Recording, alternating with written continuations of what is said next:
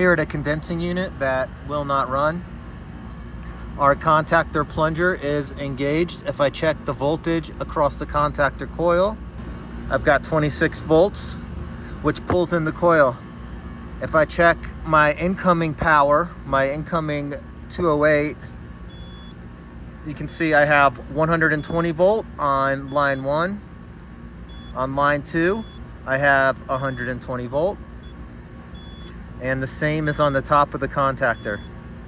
I've got 120 volt if I test to ground. If I test L1 to L2, I get nothing, no voltage. Why is that? That's because we're missing one leg of power. I'm not sure which leg it is. I can't determine that off this test alone, whether it's L1 or L2. But the most probable cause for this is a breaker that half of it is tripped, or a fuse. Here's the breaker for the unit.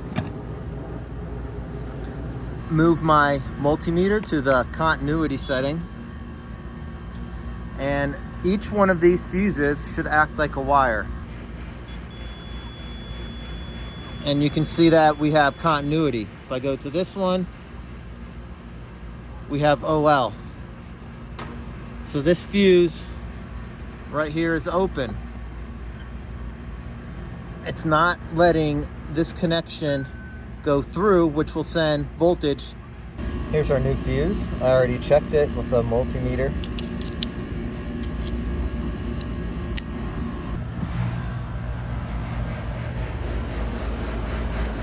And we are back up and running. I'm going to try to explain this without screwing it up, but we'll see.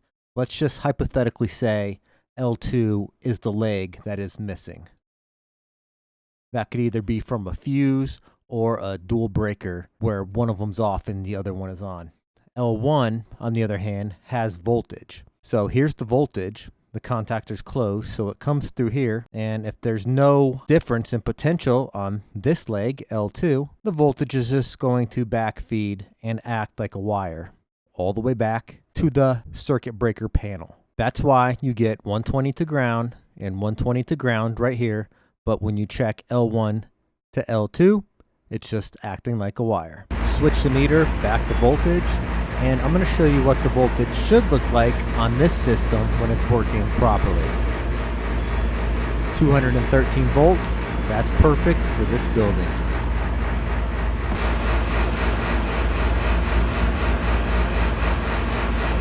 Refrigerant charge is a little bit low, so I will add some refrigerant, 410A.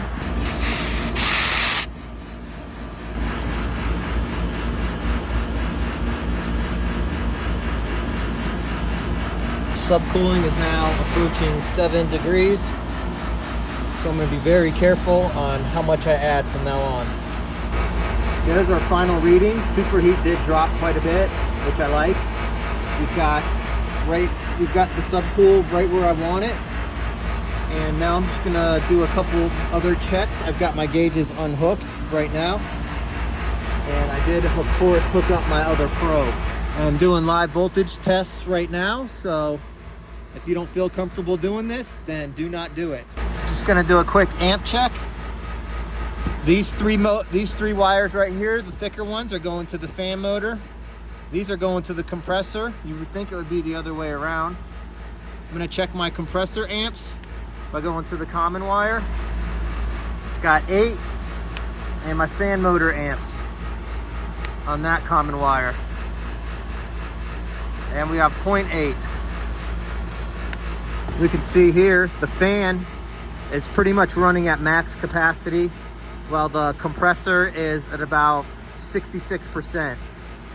And there's the nameplate calling for 10-degree subcooling.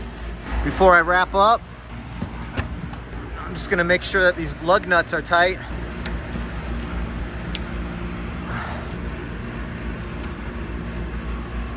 And reinstall the service panel.